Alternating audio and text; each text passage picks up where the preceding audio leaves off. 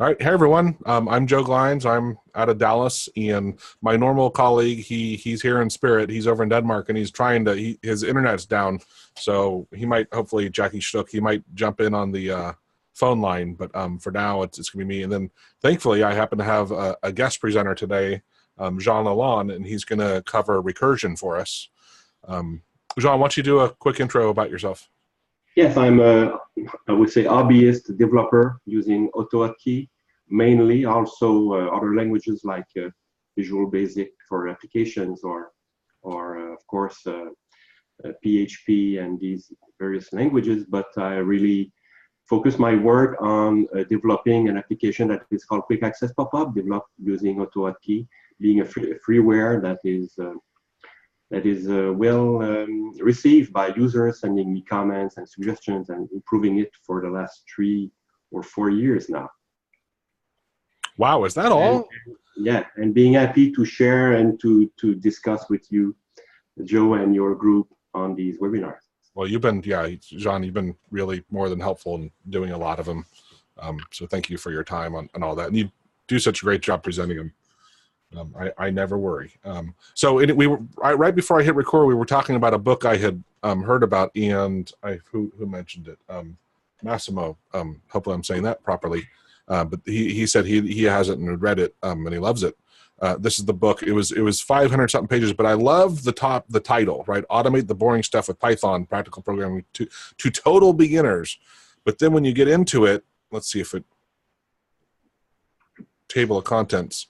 It really it starts off and it's just structured much more around Python, not tasks, as Jean mentioned, and that's what, to me, I mean, if you really want to target entry people, I mean, of course they're entry to Python, doesn't mean they're not programmers, but I would have stressed more about, here's the task we're doing. Oh, and by the way, inside that you mentioned, here's how you're doing it in whatever language. But yeah, so that was that book.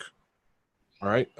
Back to the webinar, and we're off to here. So we had 31 registrants. So everyone starts off muted. You can unmute yourself, but just when there's more than really 2 people that are unmuted, it gets pretty chaotic and who's talking. And even with John and I we'll talk over each other and it just becomes chaos. So you can use the chat, type into the chat, and usually especially when John's going to be leading this, I'll be monitoring that. And also as he's presenting, if you want to have a question to ask, you can just type it in there, and then I'll wait until he's at a good spot so I don't interrupt him too often, unless it's a super relevant, like at that moment type of question.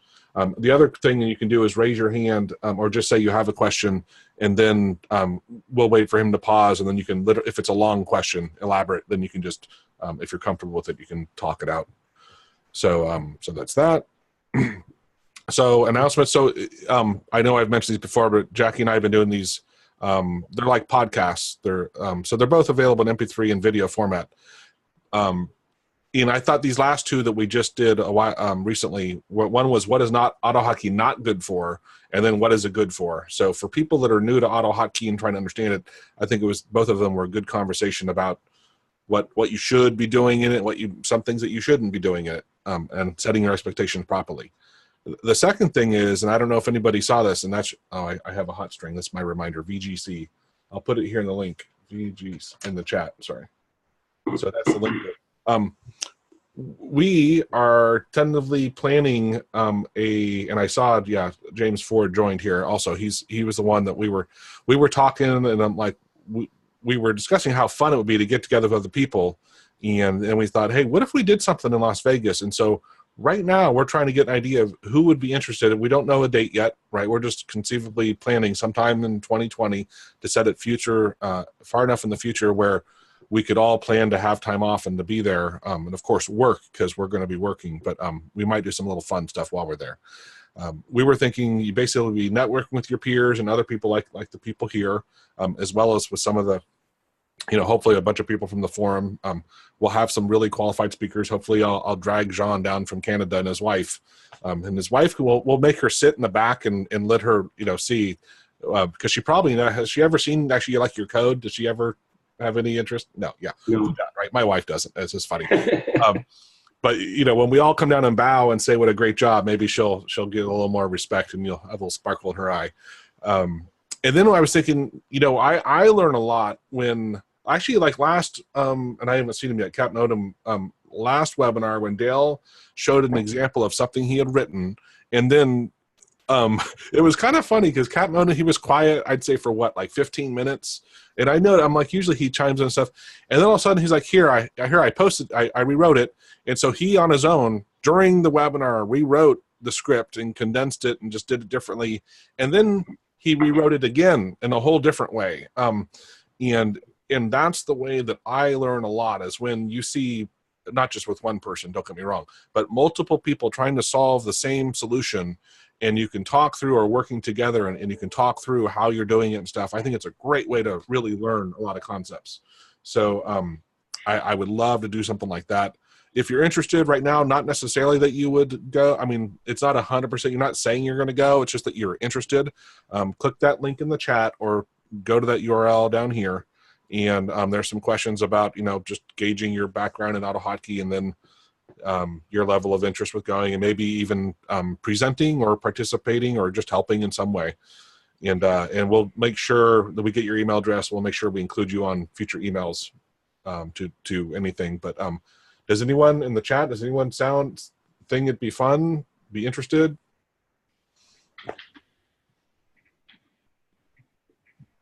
Don't overwhelm me here. No, I'm kidding. And you can say no, right? We get, you know, especially for some people, they're, you know, far away. Jackie, you know, being in Denmark, it's pretty tough for him, you know, to come all the way over. Cool. And I know I saw Jim in, yeah. Cool, great. It needs to be combined with a visit to the casino and good shows from Cirque du Soleil, or, you know, there's a lot of things to see in Las Vegas. Yeah, yeah. I was thinking, if you remember, Gio, he led the webinar on neural networks with AutoHotkey. I did a one-on-one interview with him where he expounded on the stuff he's built for his work, and some of the stuff was amazing. It's really a great video. I'd say go watch that video. It was really amazing, some of the stuff that he has done for his company.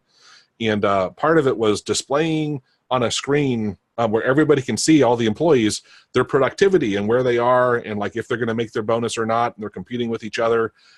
But it made me think of like, hey, we could do something like that in Vegas, right? And say in a casino, and say, look, we're working and we're in the casino. Yeah. So anyway, so cool. Yeah, just fill out that form, and we'll keep you in the loop as things develop. All right, so moving on. Oh, wait, I went up, not down. Sorry. So here's my script highlight. I thought for a change we'd have something fun. So this is a game by Maestricht. It's a Tetris game, right? Written in AutoHotkey. Here's a link. You know what? I'll just throw it in the chat while I'm here in case anyone wants to grab it. Let me switch over to Studio here, and I'm going to launch it. And so you can see it's 639 lines, and I can move it. It has the little, and then there's, of course, hotkeys. So I can hit S to drop it. I can rotate it, you know, however I want. And then the Q there is showing you what your next ones are, right? So I forget how long. I know it wasn't that long. He wrote this in no time.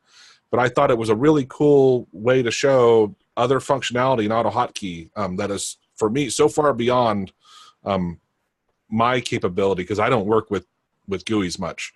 But yeah, it's not overly complex, and it's small, and yet it even, like if I relaunched it, I think, yeah, it stores where you were in the process of the game you were on. So anyway, it's a pretty cool little script, just a fun thing to give you ideas of, like, we typically focus on work things that you can do with AutoHotkey, but man, there's just amazing other things you can do, and it's not overly complex. Susan, that's fine. Yeah. So now let's move on to recursion. So first off, I mean, the topic's recursion, right? What is recursion? Well, it's a function that a recursive function is that, well, a recursive function is a function which calls itself inside its body. And this is basically really helpful when you don't know how deep you're going to have to go, right? And so a couple examples are looping over files and folders. Jean has a couple great examples of that. Crawling a website and crawling links, and you can say, well, I only want to go 7 deep or whatever, but you don't know how many links you're going to have to go down. Data structures inside of a tree, like a tree view or a list view, not list view, a tree view. It can get nested, as well as GUIs and menus. And I think Jean might be showing a demonstration of that. So Jean, I want to give him a prop here. I don't know why the hyperlink didn't click, but if you haven't used QAP, it's a great, amazing tool for built-in AutoHotkey. It's not for AutoHotkey, but I use it a lot for pasting snippets. But he is going to wow us now. So you have high standards here, Jean. You're going to wow us on recursion. Hopefully. You will. Yeah. All right. Let me stop sharing. Pop-up is using a lot recursion because cool. Including submenus. So it's one of the application for recursion, and I'll show you a simple example of building a menu using recursion. But first, I will use the file structure because we all have our drives that are ready to be used to test recursion, and so that's what I'll show you. I'll share my screen.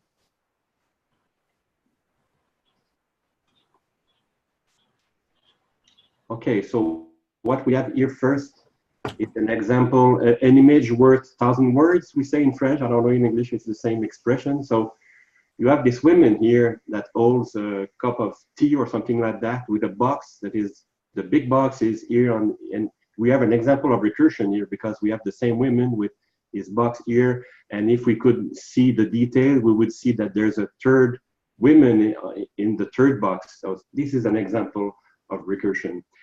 It's dated 1904, so it's an old example of recursion.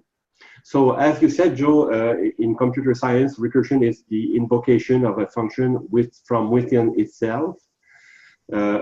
At first sight, we could say, oh, it will create an infinite loop because if a function is calling itself, it will loop infinitely. But we have to make a place in our code where we will exit the loop when we are finished, so that we exit. If we went down in various, maybe in 5 sub-levels doing these recursion, we have a way to go out and go back at the previous level and finally end our procedure. So I would take a table of content. I would take just 2 minutes to talk about functions. Maybe everybody is already aware of what functions are, but if you don't know what functions are, you have to learn it before you use recursion. Then I'll have a real-life recursion analogy, and then 2 examples, one using the file and folders from my hard drive, and you could do it on yours, and the other one to build a menu, recursive menu with sublevels using this recursive function. So just about functions. So what is important to know is there are built-in functions in AutoHotkey, like string length that will return the length of the string. You pass a parameter to the function, and the function return a result. In this case, the result will be 10. I think there are 10 characters or 9. So a function receive 1 or more values between these parentheses and process these values inside the black box, and you can create your own custom function, not just use those that are built in with AutoHotkey. So for example, if I have here a function that is obfuscate, it will receive a string, and it will just process the string to create a string that will be made of X's instead of the letters. So it will obfuscate my string and return the result that will be the string obfuscated. So what is important to know here is that inside a function, we can add variables, and these variables are local to the function. So if I have a variable called a string out, I could have a variable string out elsewhere in my code, but it would not be affected by this variable here. We can have the same variable with the same name, but if it is inside a function, the variable will be local and will not be affected by what happens outside the function, and what is done inside the function will not affect a variable with the same name that would be outside the function. It's important to understand that because when we do recursion, we are calling the same function again, but each variable inside the function, when it is called in a recursive way, will be new instances of the same variables.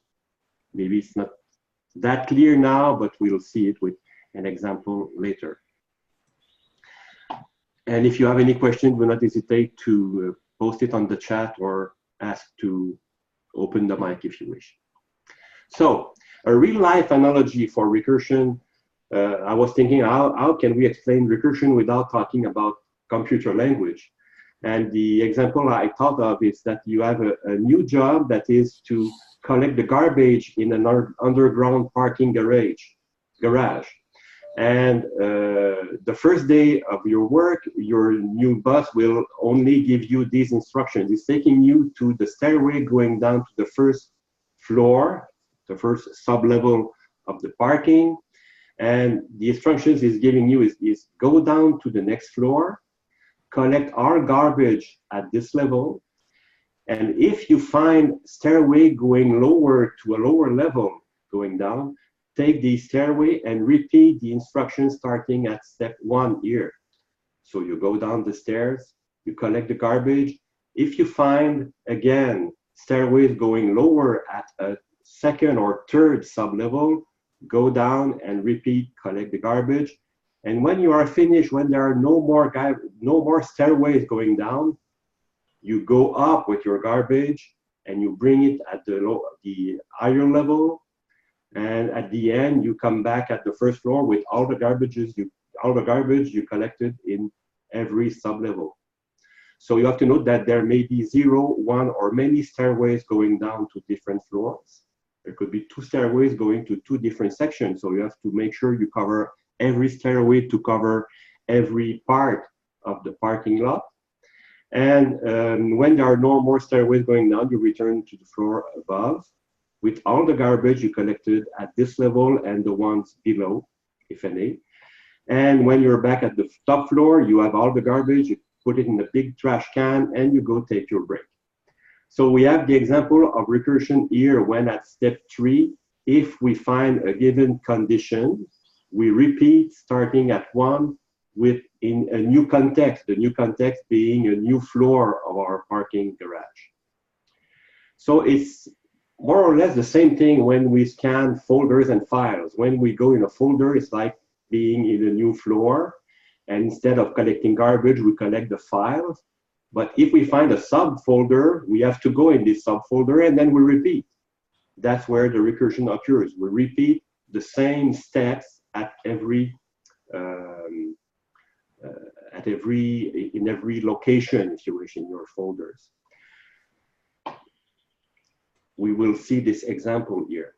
Just before, I want to say that you could do it, in many cases, you can achieve the same result without doing recursion. You have to create a loop, but in the loop, you have to keep track of where you are inside the hierarchical, how is it said in English? Hierarchical. Huh? Hierarchical. It's a tough one. It's hiérarchique in French. So you have to keep track where you are, and when you go down and when you go up, it can become very complex compared to simply making the effort of using recursion and understanding what's happening when you're doing recursion, because at first it's not evident,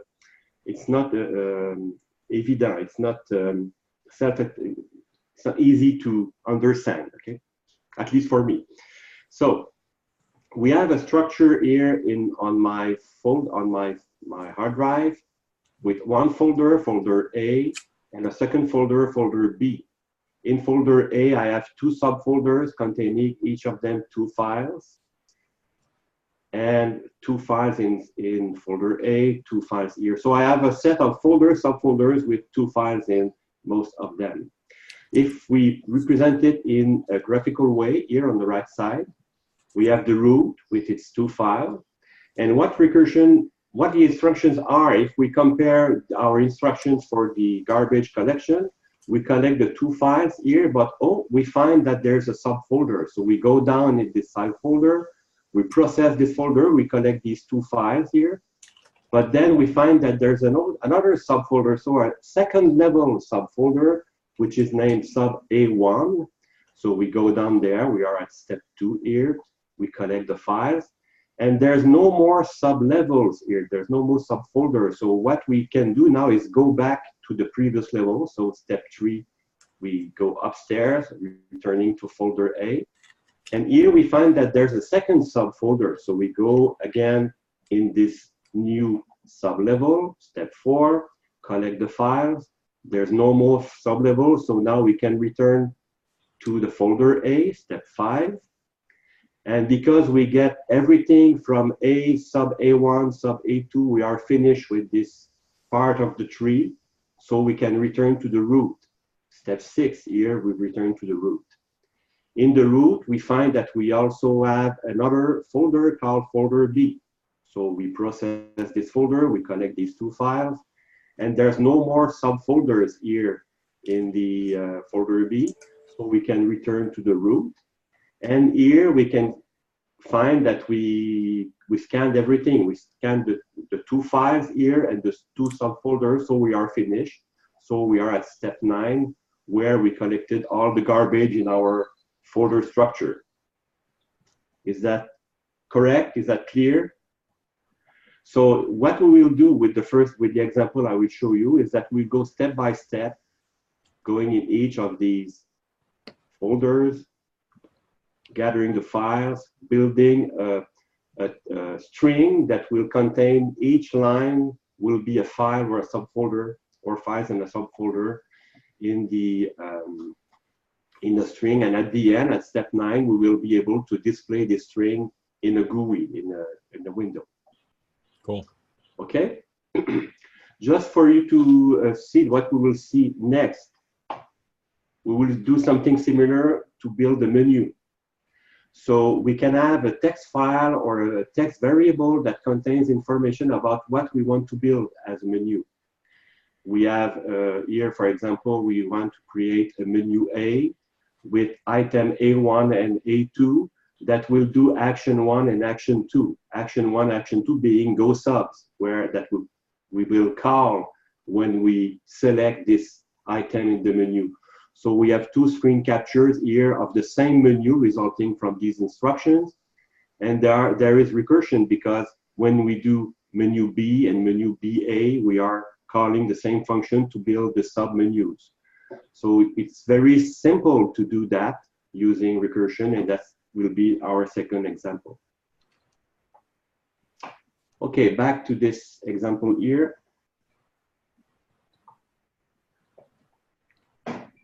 We lost nobody yet? I think we're good. There was one question about context and local variables are lost after each function instant ends. Yeah, I know so when a function ends, so if we process something here and we go down here, we are calling the same function, but this one is not finished. It's on hold while we do this one. And when we go here, this second one is not finished, it's on hold. So we have already two instances on hold while we process this one.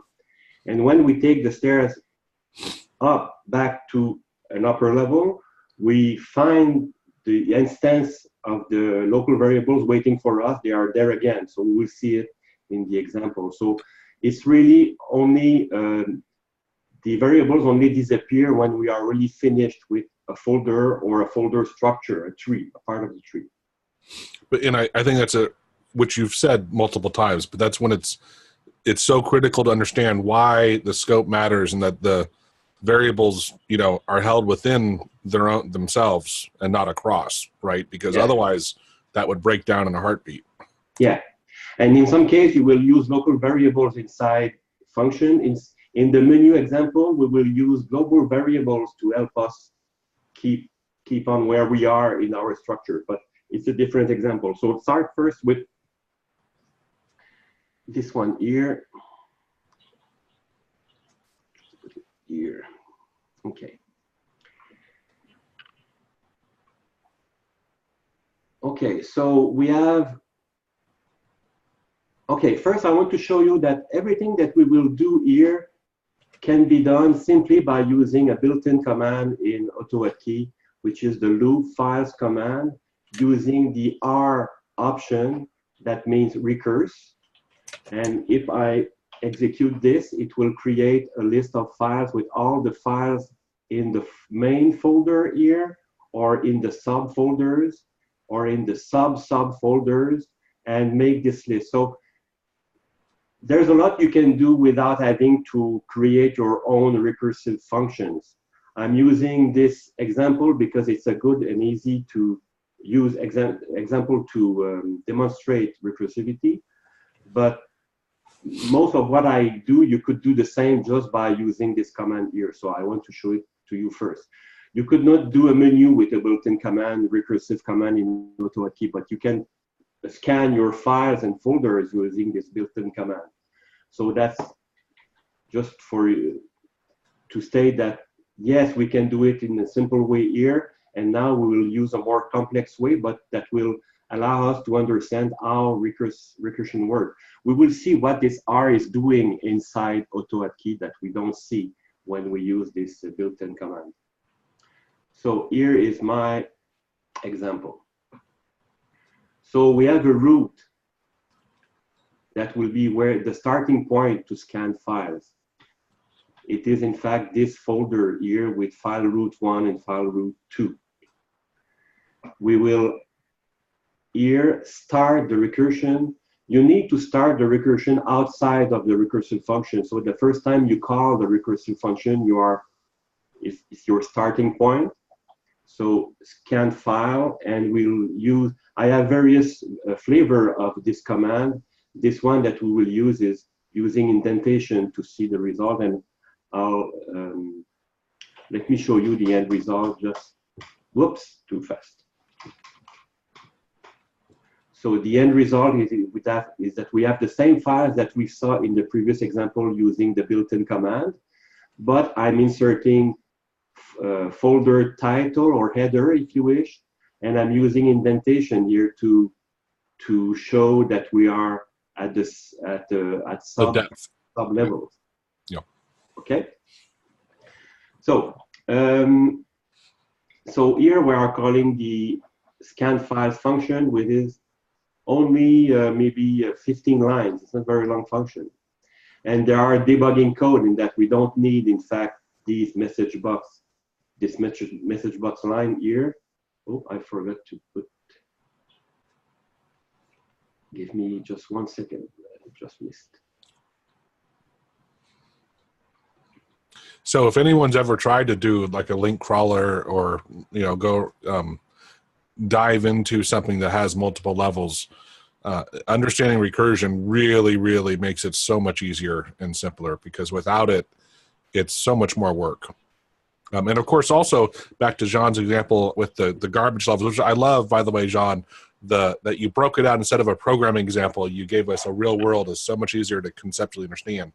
But let's say they added on another floor, right? Some other way you'd have to rewrite your program your way, or they get rid of a floor, the bottom floor floods, and they seal off the stairwell. You don't have to change your program at all, right? And that's it will adapt to what it finds. Yeah. Yeah. So what is done inside this function here? The recursivity is done here. Scan files indent is calling the same function we are already in, but it will call a new instance of the function with a new set of local variables. When do we get here? We get here when we loop for folders.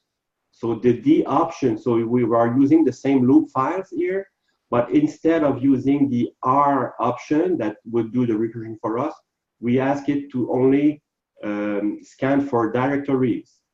And for each directory that we find, we are calling the function again. Before that, what we did here is that we scan the files in the current folder. So first we collect the garbage in the current floor. Then after that, we check if there are stairways going down to sub-levels. That's what we are doing here, okay? We have a variable that is called int level that is added here just to keep track at what number of sub-levels we are. This allows us to create the dashes that we use in the example I showed you that will indent our content, and the indentation is done here. So depending on the level we are, we will create 2, 4, 6 or more dashes to create space, to create this indentation. I use dash because it's more visual than spaces, but you do it the way you wish. But you have to loop here for a given number that will keep track of the number of sublevels. And how the track is kept here is that when we scan here to go in a sublevel to create a new instance of the function, we pass to it the level we are in. So at first, the first time we call the function here, I don't even mention here the int level, because by default, if I do not mention it, it will be 0 here. So at first we are at level 0. So the indentation will be empty because loop 0 time, it will just never create the indent string. And then after we process the files in this folder, we will increase the level by 1. So it is making the value change to 1 at the first time. And we are passing this value of 1 here when we call back the function. So the second time it is called here, the int level value will be 1. So we will have indentation for 1. Then we will increase for 2 if we have other sublevels. And then we pass the 2, and here it becomes 2. We have 2 levels of dashes, and it would become 3 if we have a third level. And we can have 100 levels, and it will work. You just not enter in my GUI, but it will work. It will work infinitely. There are, of course, limits in the length of variables and things like that, but they are very high limits that we can hardly hit. So what we can do now, Joe, is just to walk through this step by step using the debugger inside and see where we are and see where we go deeper in the sub-level and when we go back in higher level. Cool. It's okay to do it now? Yeah, I think we're great. You're doing a great job. Okay. So I'm enabling the debugger. And I will use a step-by-step here. So first step, we create our root variable. Then here we call the recursive function. We enter the recursive function. We have a message box here telling us that we are entering an recursive sample, which corresponds to this folder here, the root. Okay. I have a tooltip here because my structure is very simple here, and if there will be, if I want to run it on a very large set of folders and files, of course I will remove the message box, and I will put a tooltip because it can take 10, 15, 2 minutes, seconds, 2 minutes more. So depending on the size of your folder, of your drive. And so you need to put something to let the user know that something is happening because it can take some time. For now, we don't need it, so I will just comment it out and start over because I forgot to do it before. So, okay, so we're back here. So now we will loop to create the indentation, but because we are at the first level, the int level variable value is 0. It may be smaller, but you may see in a small pop-up the value of the variable, which is 0. So it will not loop. Then we'll go in the files. It will loop for the files in my folders. And the first one here, we see it's named file root 1. It will append this to the result string. And it will do it a second time because there is a second file, which is file root 2. So it's being appended to my result string that now contains 2 lines, file root 1 and file root 2. So that is what is in my folder. It is these 2 files here at the bottom. We are in the root. These are these 2 files here. Next, we increment the level variable because we may go lower. If we don't go lower, this variable will just be deleted. But if we go lower, it will be used here. So we increment it. So it's now a value of 1. And we look for directories, for folders. We have 2 folders. So the first one we get, we have the name here, it is folder A. This folder here, and which is this folder here on the right side. I'm using an uppercase command here, format command, just to create a title or a header for the folder, which will be in uppercase. So I have here my 2 files and the header for the folders, for the folder A. And now I will go downstairs in my sublevel to collect the files in the sublevel. And what will be done here, I forgot to mention that this command, for those not familiar with that, it is appending the content to the variable, okay? So we already used it here. So it's appending dash dash to the current variable. And if we loop, it will make the string longer and longer. And same thing here, when we loop for each subfolder or here, for each file, it is adding a line because at the end, I'm putting the end of line here. So it's adding a line to my variable. So when we get here, we have already the content of our folder. We have the header for the subfolder. And here we will go down to take the files in the subfolder. And at the end, it will be returned by the function. The return statement is here. It will return the content of the subfolder, and it will be appended to my variable. So let's go in this lower level. So here, we came from here, and we get now here. You see the arrow, the yellow arrow, the blue arrow, that shows that I'm now entering in a new instance of my function, and the message box will tell us that we are entering now folder A.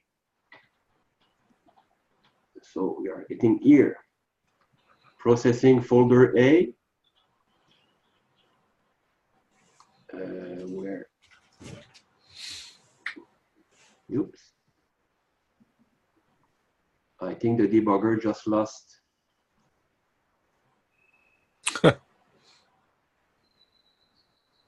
Maybe because I switched my window and didn't like it.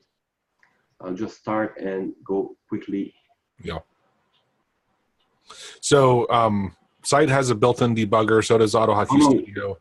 Excuse me, it's because I had my message box being open. Oh, yeah. Gotcha. Okay, what did you say? Nothing. I was just going to fill some time, so go ahead. Yeah. Okay. So back here, where we go down in the sublevel. So from here, the arrow. Next step, the arrow will go at the beginning here of the same function, but in a new instance, where we have this message box say that we are entering in folder A. Now it will build the indentation string with a value of 1 because we add this value being passed here. It will create one set of 2 dashes. Then we process the file in this folder. We have 2 files. So here our result string is folder A /file A1 and folder A /file A2. That's what we have in the current folder. Let's see now if we have subfolders. So we continue here, and yes, we have subfolders. So we have a subfolder that is named folder A /sub A1. This one here. Okay, so we'll go down, and now we are in level 2. Entering this level, create the indentation, loop for the 2 files that we have there, increment our level variables, and check if we have other subfolders. So we are here. we know that we don't have subfolders. So let's see what will happen. So we will skip this loop here because there's no subfolder. So it is our way out of the recursivity because there's no infinite loop here because there's an end to the number of subfolders that we can have. So we went out here, and now we will have a message box that will show us what we collected in this instance of the function. And what we got is sub A1 file A1 and sub A1 file A12. These two files here. Now we'll go back to folder A. So I'm returning the result of what I collected in this. So let's see it again. We have two lines, only the two lines here. But these two lines, when we return, in fact, we will return here, and it will add these two lines to the lines we had before in the previous instance. So let's return to the previous instance.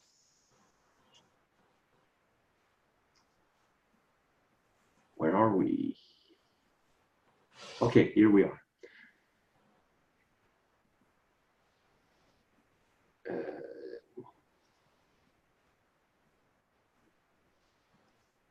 I lost track of the, where are we? Okay, here we are, folder A, with folder A1 being added to it.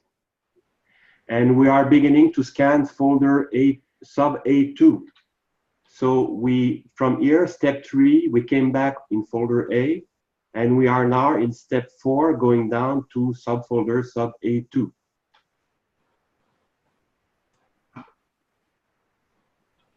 We enter this folder sub A2, and now I'll go quicker because it can be boring at the end. So we will loop 2 times because we have 2 sublevels. We scan the 2 files, we increment. We don't find a sublevel, so we are finished here again. So step 5, we go back to folder A. We see what we collected in this level, file A21A, A22. And we are back here with the result of everything that is under folder A. We have folder A, folder sub A1, and sub A2. And we see here in the message box what we collected. Finally, we return to, where do we return? We were here, so return in the root after we scan folder A. So we are at step 6, and now we are getting to step 7 because there's another subfolder to scan. So that's this folder B here. So we enter in folder B. We have 1 sublevel only to indent. We scan the 2 files, and there are no sublevels in folder B, as you can see here. So step 8, we go back to the root. That's what we collected in folder B. This will be append to our result string that is now containing the whole content of our structure. So the file from the root, the file from folder A, sub A1, sub A2, and folder B. And now we completely go out of any instance of the scan file function because we are finished. So we return here to the first call to this recursive function. And I'll just execute the rest directly. And we have a GUI here showing us the content that we collected. Cool. So that's it. I created various instances. What I can show you is I will just remove the message box. I will enable the tooltip. And instead of scanning only my small folder, we will scan my whole end drive. So it will take some time, but you see the tooltip here scanning my AutoHotkey folder, and there's another set of folders behind that, below that, and this will all be collected and shown into the GUI after maybe 15 seconds.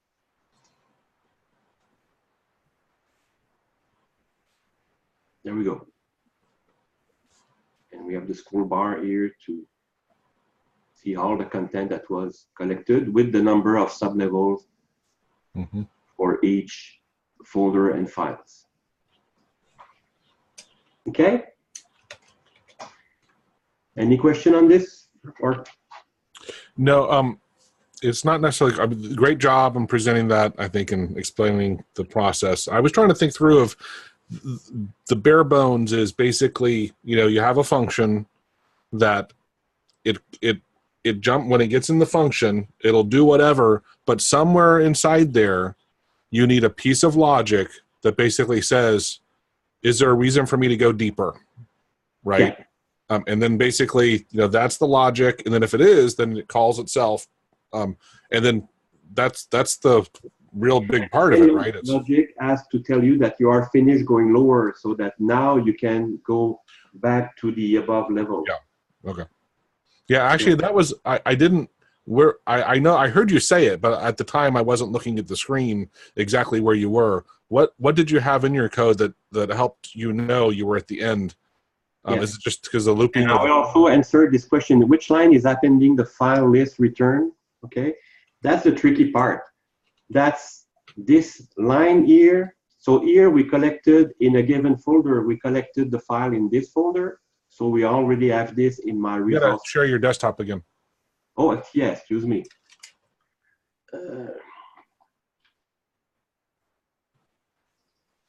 Okay. So I was saying here we collected the files in our results string. And now we went down in a lower level here. And the result of this lower level was added to the string here. So to answer weight map, that's where it happens. The addition of what got from the sublevel to the content we already have from the upper levels. Does it answer your question? And you have to trace on which level you are. We don't necessarily need to trace the level. So the level here is used just because we need to create this indentation. If we don't have to do indentation, we don't need to track the number of the level we are. And the logic, to answer your question, Joe, the logic first is just here that we loop for directories. If we find, we scan the lower level. If we don't find, we skip it. After we scan the first folder, if there is a second folder, we will loop to the second folder. If there's a third one, etc., etc., and when we are finished, we go out here. Oh, okay. Okay, the whole thing is it. All right. It's just there. There's another way that I use to create the same, almost the same result. Before we jump into that, there was another question. So the question was, and you have to trace which level you're on.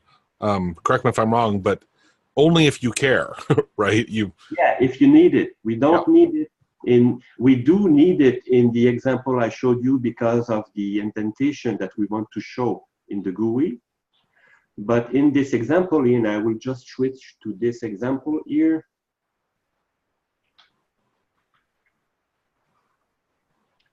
And I'll remove the message box.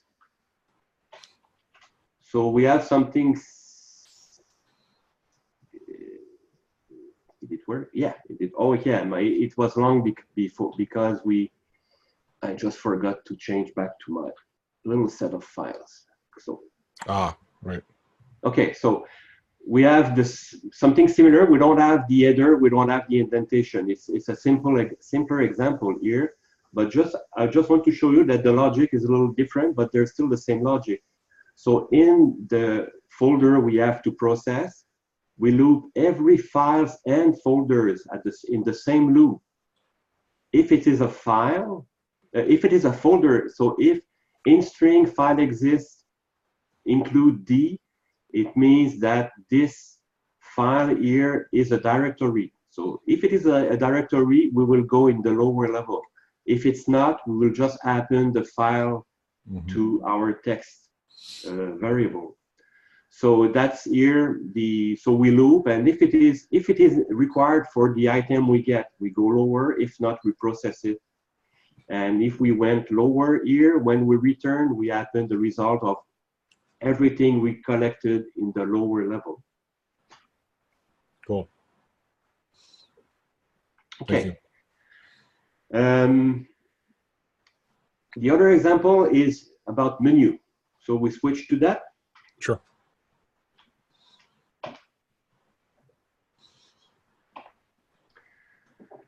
And what I show you is the way quick access pop-up is done. It's more complex because there's a lot of options. You can select what icon you want in your menu. You can select various actions. You can add shortcuts to your menu, a lot of things. But the basis is that we have a list of items that we want in our menu. The first, and each line is made of 2 or 3 sections. The first section would tell, is this line a new menu, or is this line a new item that will be in a menu? So first we have a menu which is main. We don't see main menu because main menu is the whole menu itself.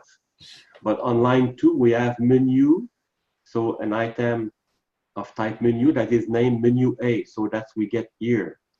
Inside this menu, we have various items. In fact, we have 3 items here. And we have a Z letter. Z is my way of telling I'm finished with this menu here. So menu A is this here. The first item is called A1. The second item is a line separator. When you create menu, and if you put no name to your menu, it will just create a line separator in your menu. And the third item is A2. Hey, Jean, just to clarify for everybody, the Z isn't, but the rest of this is basically the creating menus and submenus in, with the GUI and AutoHotkey. So just FYI if you didn't know that. Yeah, yeah. But the Z is key to the recursivity, to the recursion, because it tells we're finished here, go back to the previous level. Okay, so we are at the first level here. We go down in the sub-level for menu A, and we build the content of menu A here. And so that's what we get on the right side here.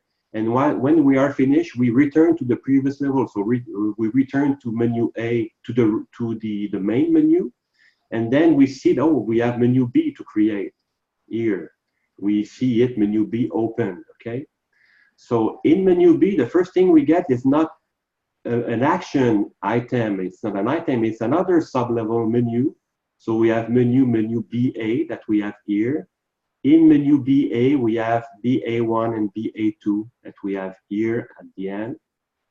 And the Z tells that we are finished with BA1 and BA2. So we return to menu B here, and we have item B1 and B2. B1 here and B2. And then we are finished with menu B, and we are returning to the main menu, and we have one final item added to our main menu.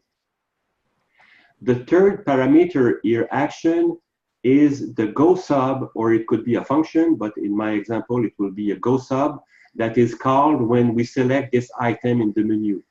I'm always using action 1, action 2, just to make it simple, but you could put any go sub that you wish to call when you select this menu, okay?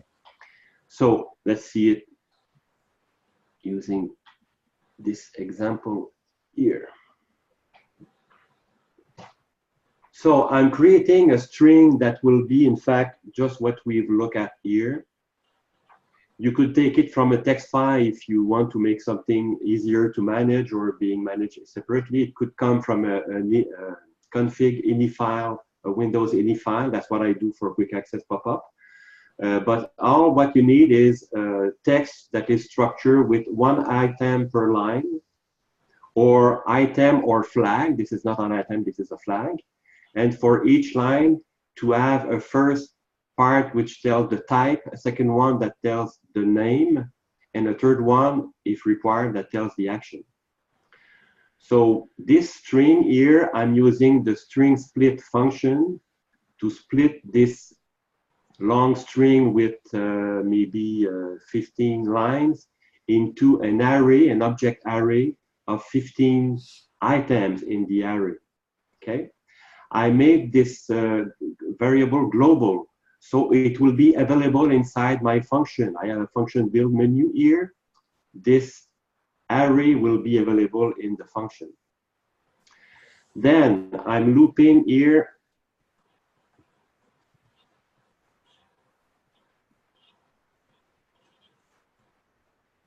What's this? I made a search and replace that I didn't. Oh, yeah. What's happening here?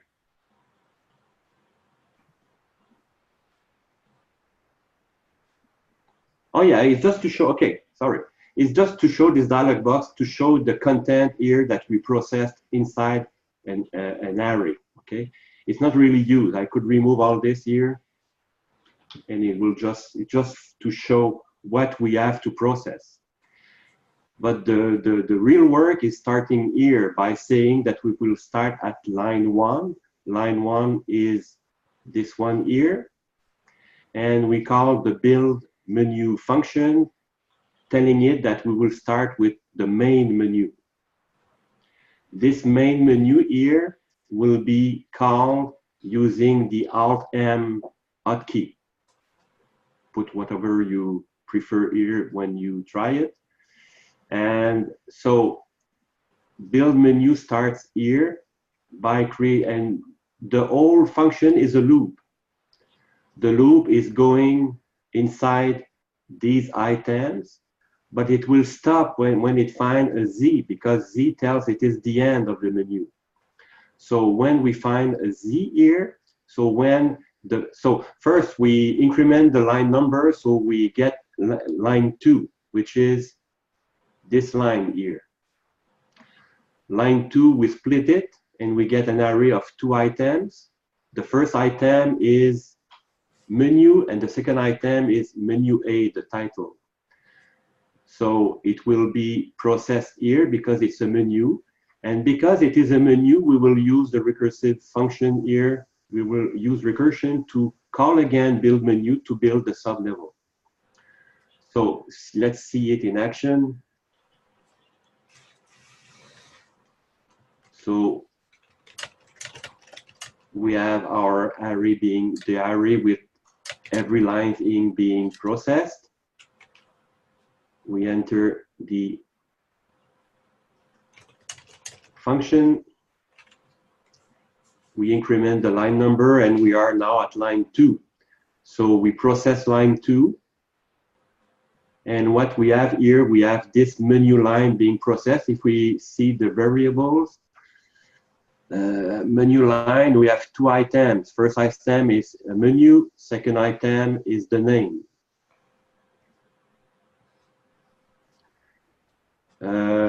If it was the end of the menu, we would break, but it's not the end of the menu. We will continue. It's a menu, so we will build the name of the menu, and here it is my convention to use the current menu name, which is main, and to append to it after greater than symbol, the name of the submenu. So after I run this, you see that the string menu path is main menu A. And with this new menu name, we go in the sublevel, and because it is a submenu, and we collect the content of this. We create the submenu. So we are going in the lower menu. Menu name is now main menu A. We loop this. We split the first line. What is the first line? The first line is now is this one here, line 3. We have an item, so it's not a menu, it's an item that we have.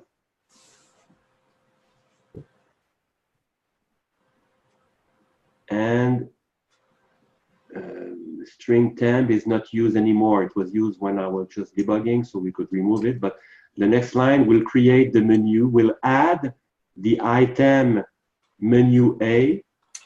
In fact, we'll add the first item. It will add item A1 to my menu A. Oops.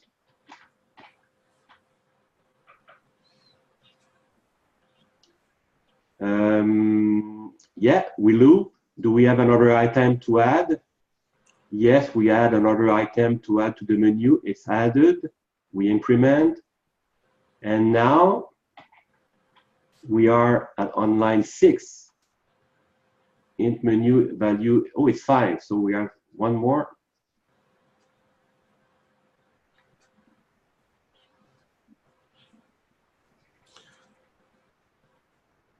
Yeah, action 2. Okay, I created just to be able to see what's inside where we are. So we are in item A2, line 5. We are here. Okay, the other one was the separator. I forgot that we had a line separator. So let's add the second or third item in this menu. And now we are finished with this menu. And what we have is a Z. So we break this loop. It takes us out of the loop here at the end and out of the function. So we will return to the previous instance of the function to the main menu. And what we have here, after we build the menu named, we have the name here. No, so in menu A, in menu main, excuse me, we will add the menu. In fact, here, yeah, we will add with the menu name. No, what is it? Yeah, the name of the menu is here. So we will add, you know, when you use column, when you add a submenu to a menu. So this is adding the submenu to my main menu. This is adding menu A here to my main menu.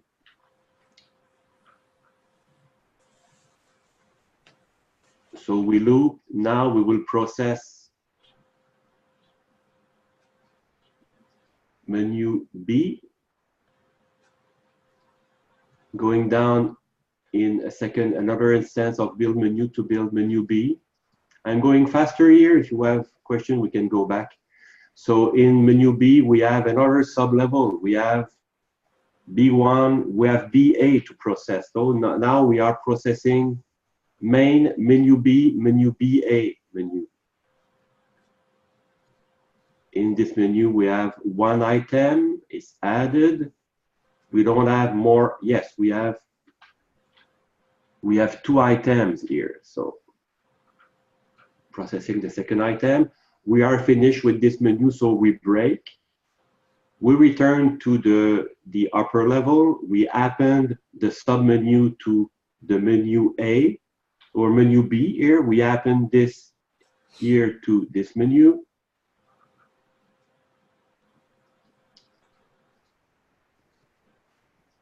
There's another item, which is the B1 action 1.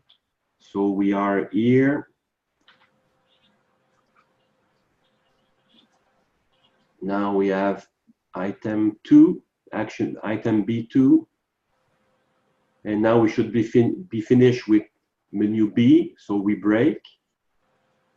We return to the main menu. We append our menu B to the main menu. And finally, we have one item in the main menu. So the item 1 here, we are now at line 15. Yep. Let's check our variable here. So we are at line 15, as you can see here. So we process the last item. And we break. And we are now out of the recursive function. We are back at the beginning here. And we have this hotkey that will show the result of what we did. So I will just finish this. And now if I press Alt-M,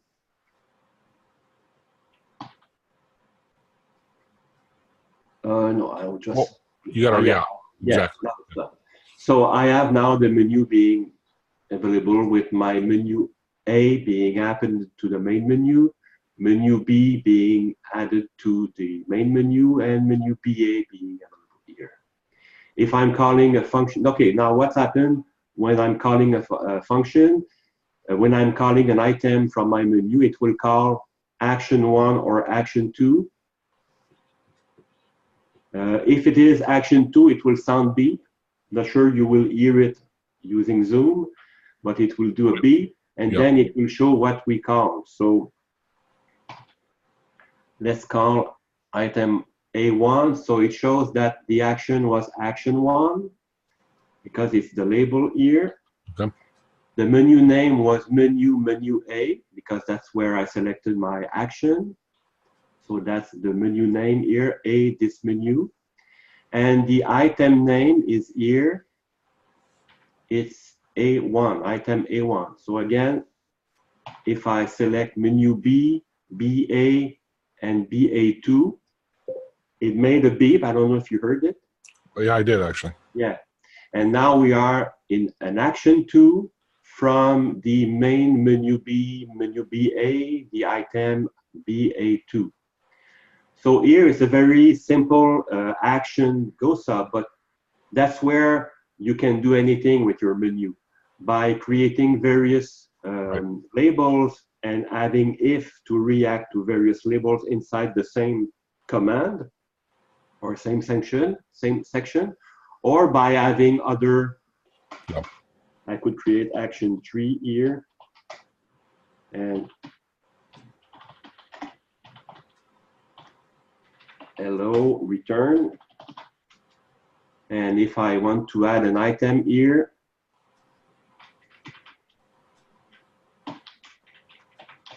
and I will call it item A3. I'm using 3 just for the example. Of course, it could be anything. Sure. It could be say hello. And I will run the whole thing again. There's no message box. I think it will be an Alt-M. So in menu A, I added say hello, and I have my hello here being shown. So once you're done with the recursive function, changing your menu will take seconds. Mm-hmm. That's the good thing compared to maybe what you already did. Joe, you mentioned that you created menu using a list of lines for each action, for each addition to your menu. In fact, these 2 lines here, you repeat them for each item. It can become very complex to do that, especially when you have submenus. Yeah. So once you're done here, you just have to understand the structure of this text file, understand the action of the Z at the end of a menu. Sometimes you have a Z that is, this Z here is for menu BA, it's not for menu B. The Z for menu B is here. So there's a little logic that you have to understand here, but it's way easier to add items or modify your menu. Yeah, well, especially modify it, move things around after you've done it, because the other way is very painful. The other thing I just want to mention was, incidentally, and we have a whole webinar on it, and I have other videos, but demonstrating how to use the debugger in Sight, right? When we're working with something advanced, this is when it's really helpful to troubleshoot and see where you are and make sure your variables have the content, and whatnot that and actually just where you are, because sometimes you think in a script you're somewhere else and you realize no, you're actually in a different area. So awesome. Yeah, I just discovered the debugger recently. Previously I was using message box. I have my own function to create more powerful message box, but I was debugging using essentially message box. Sometimes it's still I prefer that, but using the debugger and step-by-step and showing the content. The only thing that we have to know when you are doing recursion with the debugger is that the value that we will see here, of course, will be the value of the current instance of the function. And if we go, let's just return, let's just stop here. So you set a breakpoint? I just forgot to, set a breakpoint, and I'll just start over. Yeah, start over. Okay. So I stop. You have a breakpoint here, so it allows me to inspect the content of the variable inside this variable list. And all the local variables here are the local variables of the current instance of my function. So I could be at sublevel 3. It will show me what is inside sublevel 3. Just maybe is there the no? There's no int level variable here. So, but I cannot see here what's in the upper level. I can only see one set of variable at the time, the one from the current instance of build menu. So, of course, it's already very good for the debugger to show us this, but it cannot show us, in addition, what are in the other instance or the above instances of our function.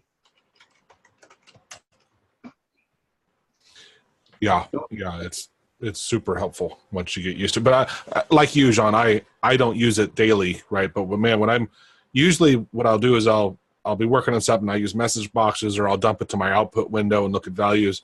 But when something isn't making sense, that's when I'll say, yeah, all right, I'll switch to the debugger and make sure I'm stepping through it. The stepping through is critical, right? That's and putting breakpoints where you want to stop, because your script can be thousands of lines, but you just want to inspect one part of it. So yeah, you put the breakpoint. Yeah. In addition to, like in the example you're doing, it's a step out, right? Will allow you to skip if you say, well, this section's fine, I want to get past it, or is it a step over? I forget which one it is. Yeah, there are different lines where you can just execute without stepping inside. So you go just over and continue. Yeah. Did I think Johnny did a great job as always. Anybody have any particular questions about recursion? What he was doing? It's more of, like I have never written one. Well, actually, no, I didn't do it in my. I built a URL crawler where I would crawl links and check and verify they were valid, and I did it when I was at work. And it was amazing because people were doing this stuff manually. Anyway, but I didn't make it a recursion function because I didn't understand it at the time. But I didn't want to go more than 3 levels deep, so it wasn't too terrible. But I wish I had known it then. But did anybody? The thing is, you have to have a need, right? And I think your example with menus was a really good one, because if you are building a menu, you have the need, but you didn't realize that actually you could have solved it with recursion, and it's much simpler. Yeah. Question from Wedma, the break was just to exit the function? Yes, it was just to say, okay, we are finished with a submenu, and we can now go out, and now that this submenu is ready, we can attach it to the above menu. Just to clarify, though. Yeah, so the break, I'll just share again. Yeah, I just want to make sure he wasn't referring to the break point that we did at the very end. I don't think he is, but yeah, okay. The break. I think he's talking about the break command here. I think so. Yeah, that's it. So yeah, it's just, in fact, it's not, it does not exit the function, it exits the loop. But because there's nothing else after this loop, it does exit the function. Cool. What is the limit of how many level and how deep can you go? I never met the limit. So yeah, it's a memory. Large folders. We would have to check. I tried to see if in the AutoHotkey documentation if there is information about that. I didn't find that. So it may depend on the available memory you have on your system. Yeah, I think it is memory. It's so line 66. Yes, that's line 66. 56, but yeah. I wanted to see, you were talking about recursion used to scan HTML. I'm using in quick access pop-up a go sub. In fact, it's not it's a straight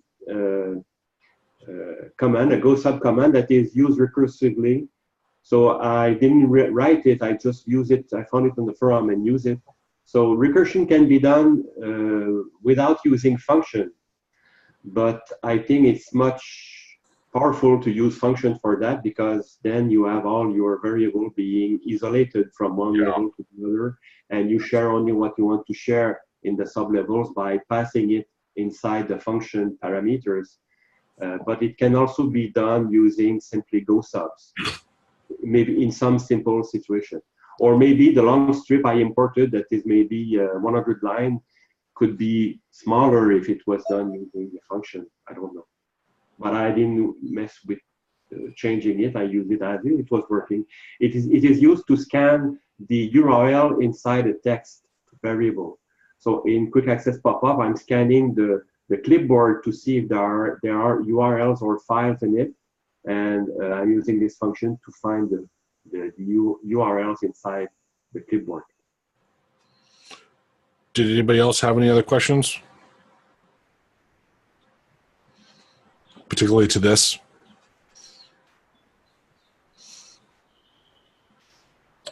Looks like we're good. Okay, I'm going to stop recording, and then we'll start back. And then, well, of course, if there's still other questions, if people come up with them, John can answer them. But we'll see if also anyone has anything to share. More. Stop recording. Yes.